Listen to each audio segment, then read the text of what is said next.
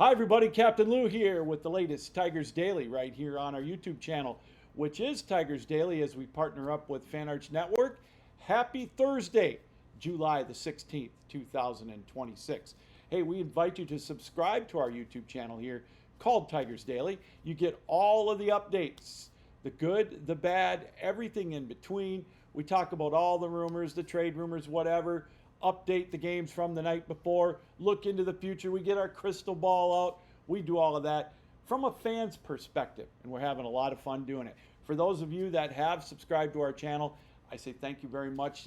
We've been getting a lot of views lately on it, and again, that means so much to us. Without you, we couldn't make it happen. And again, I thank you. And those that are checking it out for the first time, we invite you again. Hit the subscribe button, and you can look back at past episodes as well. We mentioned Thursday, July the 16th, right smack dab in the middle of the All-Star break. Tomorrow night, the Tigers get back in action against the California, Anaheim, whatever you want to call me, the Angels of Anaheim, whatever it is. But on Tuesday night, it was All-Star game night, and what a dominant performance by the American League. If you like strikeouts and you don't like any runs, well, that was the game for you. The American League, their first shutout since 2013, 15 strikeouts in that dominant performance over the National League. Dylan Cease got the nod for the start for the American League, mowed down the National League, struck out the side, set the tone, and they didn't look back. That was after the American League jumped out to a 3-0 lead over Sanchez and the National League in the top of the first. After the first half inning, I thought, wow, this could be a slugfest. This could be one that I would enjoy. That being like a 6-5 game or an 8-7 game where the bats come alive, but you do have some pitching. Well, this was such a dominant performance by the American League as they just rolled, as I mentioned. First shutout for the American League since 2013. And again, the pitching staff had their way with the National League in that game Tuesday night. Just a different atmosphere. Again, I don't want to sound like the old guy get off my lawn type of a deal, but it's just so much different to watch these games now. They've got the headsets, the microphones. While the guys are batting, I give them credit. They can talk to the announcers while they're at the plate when someone's throwing a 95 to 100 mile an hour heater at them. Man, there's no way I could do that. I wouldn't be able to hit it. Maybe that's why it was a 3-0 shutout. Who knows? It's just a different time. And if it wasn't for all the extra added stuff in between innings and whatnot, this would have been a game that would have got over probably in under 2 hours. But nonetheless, that's how the All-Star game is in 2026. And you know what? Another thing, it was on free TV. It wasn't like the Home Run Derby, which was on Netflix, where you had to add an extra service to watch it. We talked about that the other night, how much we dislike that. And I know I do. And I can tell from the comments, they're right there with me. You shouldn't have to try to figure out how to watch a game, especially when you want to keep the viewership where it's at. Baseball needs all the help it can get. We love America's pastime, and it was nice to see the All-Star game on for free. Still, for now anyways, on Fox. I thought the production level was good. It's just a different brand now with these All-Star games. Are they needed? Probably not. It's a good break for the players. I can see why some of them may not want to be there because they want to take the 4 days off to recoup through a 162 game schedule. But nonetheless, it was a fun showing, and it was a cool atmosphere. Kevin McConaughey, the rookie sensation for the Tigers, he got a couple at bats yesterday. He's a Philly kid. He was in his glory. You could tell that McConaughey was having a blast, and I was really happy for him. He's a great story for the Tigers, and it's going to be so much fun watching him over the years. And I know Philly fans are going to be wanting to trade for him. We're not letting him go anywhere, are we? Riley Green got a start. He was whiffing at him again, as he does. Boy, he takes a home run cut, doesn't he? And Dylan Dingler was able to get an at-bat for the Tigers as well. So 3 Tigers got to play. Still waiting for the first Tiger hit in an All-Star game since 2017. So anyways, 3-0 for the American League over the National League. Now the Tigers will turn their attention to the Anaheim Angels. We'll talk about that a little bit later here in the broadcast as the second half of the season, the unofficial second half, starts on Friday for the Tigers. All right, here's a minor move for the Tigers. Jamai Jones, who has been the punching bag for the Detroit media and for a lot of the fans in the first half of the season for the Tigers. And I put that blame squarely on A.J. Hinch. The guy just couldn't produce for the Tigers. He got sent down, or DFA'd, whatever you want to call it, batting 137. Well, the Boston Red Sox see something in him that I don't see, and I know a lot of fans don't see. They traded for him the other day for future considerations. So, okay. So Jamai Jones is now a member of the Boston Red Sox. We'll see if they can make a hitter out of him. And wouldn't that be interesting? If they could do something with him, a little change of pace, maybe a hitch in his giddy up, and all of a sudden he goes on a tear and bats 400 the rest of the way for the Red Sox, leading them to a playoff spot. What would that make A.J. Hinch look like, right? Boy, if I'm A.J. Hinch, I'm thinking to myself, watch, this guy's going to turn into Carl Yastrzemski over there, right? So we'll keep an eye on Jamai Jones. But now, again, it begs the question you're going to hear all through the month of July until the trade deadline, and even after that, when you have to clear waivers after you get traded. What are the Tigers going to do? Are they going to start selling? Are they going to start buying? It's that simple. It's a question that just is not going to go away. Who would a trade partner be? How about the Brewers? I mean, we talked about them. A lot of folks think the Brewers are interested in a lot of the Tigers. Now, I mean, obviously, Tariq Skubal's at the top of everybody's list. Casey Mize, an interesting play, but I'm going to tell you about someone here in a moment that I think might be on the trade block should the Tigers be a seller. Now, I know we talked about maybe them buying some hitters. What are they going to give up? Somebody off the main roster? Somebody in the minor leagues? I don't know. It still feels weird for the Tigers to be buyers 8 games under 500. But as we have said, they're still in a playoff hunt. They're still there. So, yeah, are they going to get rid of one of their arms? I mean, we talked about Flaherty the other day. Casey Mize's name is still being thrown out there. He is the second most probable player to be dealt at the deadline. He's on an expiring contract, just like Flaherty is, just like Skubal is. So would Detroit dare trade Casey Mize? They're going to probably go to a 6-man rotation starting next week because they've got a stretch of 16 games without a day off, I believe. So that's, I'm sure they're going to go to a 6-man rotation to put Kiter Montero in there.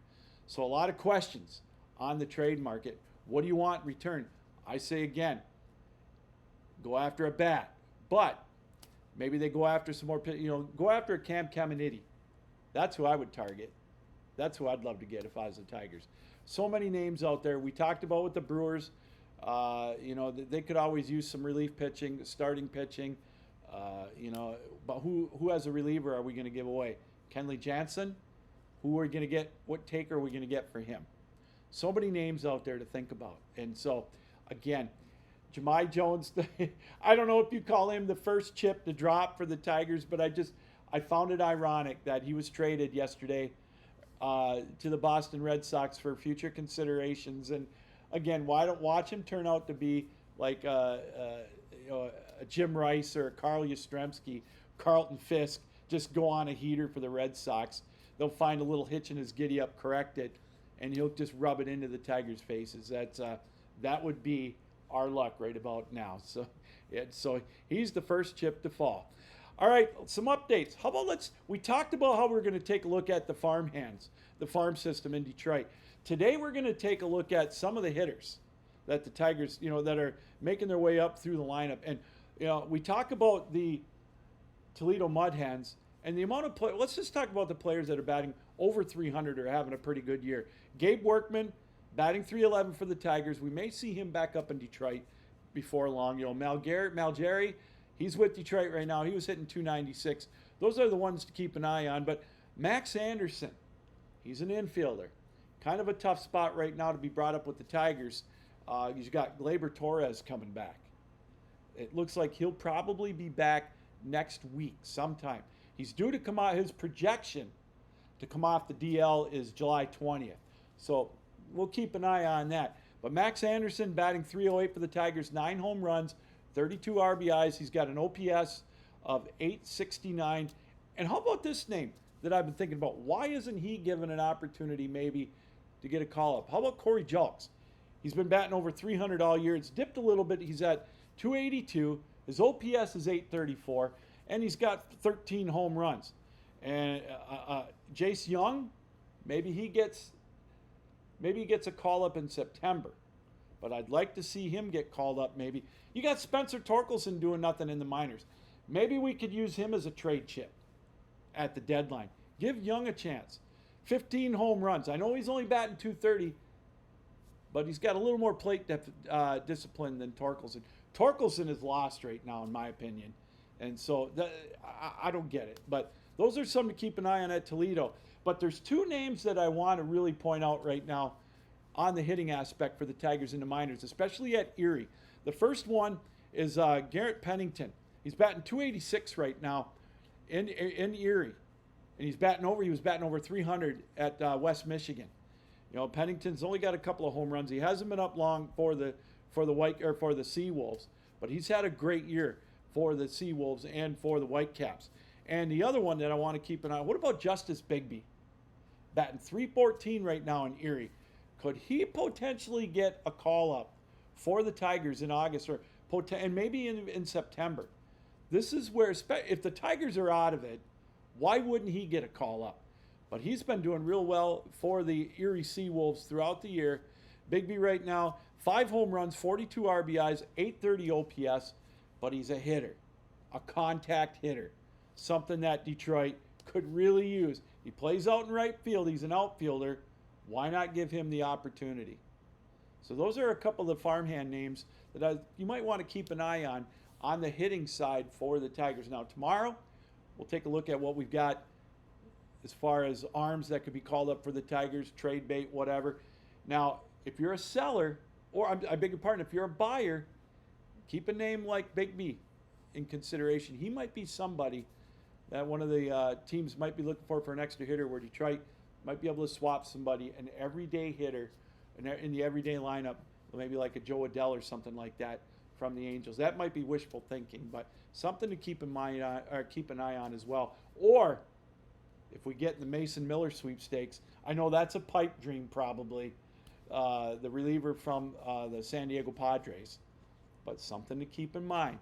Those names right there as well. Now, on the injury front, I wanted to save this name right now. We talked about it just a moment ago. Gleyber Torres. It looks like with his oblique strain, he's coming along very well. It looks like his target date is to come back next Monday. That would open up the 3-game set against the Chicago Cubs at Wrigley. Now, I bring him up. When he came back from the first time he went off with the oblique strain, he was hitting the ball very, very well for the Tigers. Now, number one, that means Hunyu Lee is going to probably, he's going to replace him in the lineup. Where do you put Lee's bat? Do you send him down? Do you keep him up with the Tigers? Here's the next thing. Let's see if Torres gets a week to 10 days. Do you put him on the market? All these are valid questions right now. He is right now the number one target as far as coming back off the DL. Some of the other ones, it looks like Wencel Perez probably won't be back until mid-August at the earliest. He's got sounds like a little longer of a road to get back into the or not the rotation, but you know what I mean, getting back into the starting lineup or back on the lineup for the Tigers in Detroit, unless he gets sent down to Toledo. Jace Young, it looks like his target spot, or I beg your pardon, Jackson Jobe, it looks like his target date still is the beginning of August. He's going to get a couple of rehab starts, obviously, before they make a decision on him. So those are some of the injury names to keep an eye on for the Tigers. But the main one is Gleyber Torres right now. Looks like next week he's going to be it's his target date. He's eligible to come off the DL tomorrow. But he'll probably wait the weekend. They got to get him some bats in rehab somewhere, whether it be West Michigan or in Erie, wherever. But don't be surprised if he's back in the lineup on the roster on Monday. And then after that, as we said, Wencel Perez, Looks like he'll be on the roster more than likely mid-August. And Jackson Jobe, the end of the month. Will Vest was put on the 60-day DL. I don't know if you'll ever see him in a Tiger uniform again.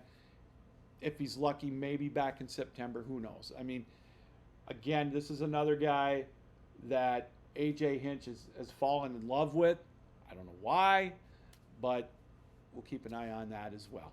All right, finally here today, we've talked about it ad nauseum, I think, but we'll bring it up again. We said at the top, the Tigers get back in action tomorrow night on the road. They begin a 6-game road trip, starting out with 3 in LA or Anaheim or whatever you want to call it, against the last place of the American League West Angels. This is a big time for the Tigers. This is a good way to get this road trip start.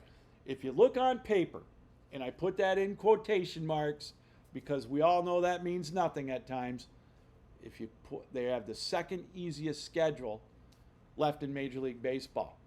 So there's a chance. You say there's a chance. Yes, indeed, there is a chance. Their next 16 games especially, we've talked about it. You know, they've got a 6-game road trip. I know 3 of them are against the Cubs in Wrigley. That is not going to be an easy feat at all. But they start out with 3 in Anaheim. Winnable games, especially with time off. They get time to travel. They get out there. So, yeah, very winnable games for the Tigers. Now, after that, you know, and especially with the rotation, they're going to throw out their Melton, Skubal, and Mize, the first 3 games of the road trip. Then you got potentially Montero, Flaherty, Valdez. Valdez was on bereavement. I'm not sure when he's going to come back. It doesn't look like he'll be back until they get into Chicago. So whatever he's dealing with, our thoughts and prayers are with Framber Valdez. So that kind of takes a shape right there. And then it looks like Melton, Skubal, and Mize will start against Kansas City. But, I mean, they don't have a day off again until after Baltimore. So I could see Montero getting a start in that rotation, potentially another one. Then they go to the Athletics. And then after that, that's when the trade deadline hits, when they're in Seattle to take on the Mariners. But then after that, they're at San Francisco. Winnable games. This is a San Francisco team not playing the best baseball right now. Then after that, they come back. I know it's far down the road. This is August 11th. 3 games against Cleveland, 3 games against the White Sox at home. That right there. If the Tigers are within shouting distance, that will be the week of reckoning for the Tigers. And then they have 6 with the Pittsburgh Pirates on the schedule, which I know they're playing better. They still have Kansas City. They've got to go to Kansas City for 3. Then another tough road swing. But other than this homestand in the late August when they've got Los Angeles and Tampa Bay, the rest of it it's doable. 66 games left. There's no reason the Tigers, with this schedule, they can't win 38 of them. They go 38-28. That puts them over 500. If you want, I mean, that's realistic. They go 38-28 with this schedule. In the last 66 games, they'll be over 500. And I'm telling you, the way the American League is right now, if they can get to 84 wins, that would put them at, let's see, right now they're 44-52. I may have to amend that a little bit. All right, they would have to go 40-26. With this schedule, I know it's probably a pipe dream, but with this schedule, that's what I look at it, the glass half full, right? 66 games left with this schedule. No reason they can't go 40-26. That would put them at 84-78. That would get them to 84 wins. They get that, I tell you, they will make the playoffs in the American League. Why wouldn't they? 82-80 might even get them in. And that would be 38-28 right there for the rest of the regular season. So they got to do that. But this schedule, I think, plays well to it. And who knows what's going to happen, obviously. But it's so key, those next 16 games, though, to determine if Detroit will be buyers or sellers. I know we keep talking about it. So, all right, that's going to do it for this edition of Tigers Daily. Again, for those of you that watch us here today, I appreciate you very much for taking time out to be with us. However you watched us around the world, on your iPhones, your laptops, your computers, your television screens, however you watched us around the world here on Tigers Daily. We partner up with the Fan Arch Network, get all of our updates on all the teams. But we really please ask, for those of you that haven't, hit the subscribe button on the YouTube channel for Tigers Daily. And you can look back and watch any of the other videos, all of our updates. And we appreciate you being a part of the broadcast. Until tomorrow, Captain Lou saying keep your heads up, keep your sticks down, keep your feet moving, and as always, keep your minds open. So long.